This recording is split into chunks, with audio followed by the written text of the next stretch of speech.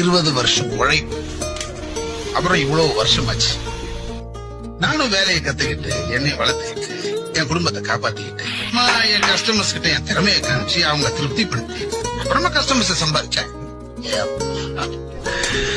எவ்வளவு கஷ்டம். நீ எந்த வேலை வேணாலும் செய்யலாம். அந்த வேலையை நீ முதல்ல காதலிக்கணும், உழைக்கணும்.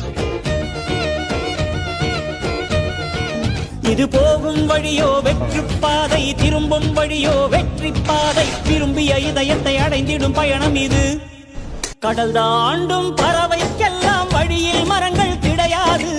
ஆனாலும் கண்டம் தாண்டும் சிறகுகள் வலிக்காது.